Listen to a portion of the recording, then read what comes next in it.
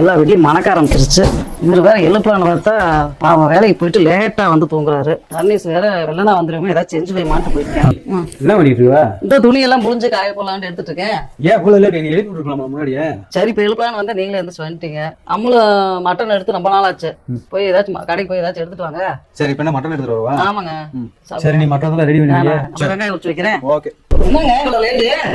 ஆமா வெள்ளனா எழுப்பி விட்டுருந்தா பரவாயில்ல. என்னங்க இது வெயிட்டா இருக்கு? அதான் சொல்றேன்ல, நம்ம ஊர்ல 2 கடை தான் இருக்கு.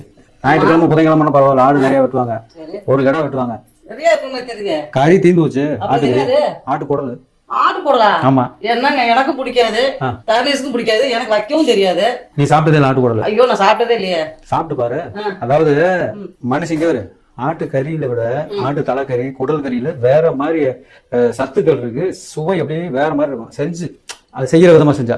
இந்த வெங்காயம் எல்லாம் எடுத்து வச்சிட்டா? எடுத்து வச்சிட்டேங்க. பட்டு பட்டு ஆரம்பிச்சு டைம் ஆயிடுச்சு. தம்பி வேலை வந்துருவேன். ஆரம்பிச்சிருமா? குடல் இருக்குல்ல, இது மாதிரி ஆல்ரெடி கட் பண்ணி வச்சிருப்பாங்க. வளர்மதி குச்சியோட நுனியை ஒரு குடலோட பகுதியில இப்படி குத்தணும். இப்படி குத்தணும்னா தள்ளுன்னு வரும், குடல் கரண்ட் வந்துடும். வந்துச்சா? இப்போ வந்து என்ன பண்றான், இந்த குடலை நம்ம தனியா எடுக்கணும். எடுத்துட்டு அப்படியே இப்படி கரட்டிடும். கரண்ட் வந்துச்சு, நல்லா தண்ணியை திருவிட்டு அப்படியே அந்த கசடை பூரா கிளீன் பண்ணுவோம். ஒரு குண்டாவில் அந்த மாதிரி தண்ணியில் ஊற்றுவோம். இதே மாதிரி எல்லாத்தையுமே கிளீன் பண்ணிக்குவோம். அதை சுடுதண்ணியை இதில் ஊற்று. அப்படியே ஊற்று.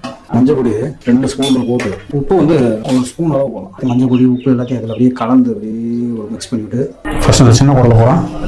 அப்படியே துண்டுலாம் வெட்டிடும்.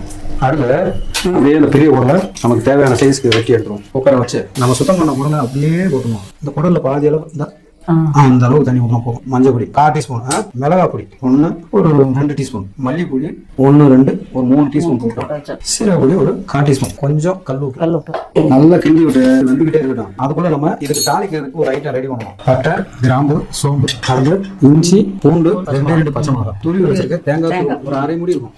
இதுக்கு மேல டாப்ல தலைவர் அப்படி மல்லி தலையை வச்சு கொஞ்சமா தண்ணி ஊற்றி அடாமட அரைச்சு ஊத்தியாச்சு.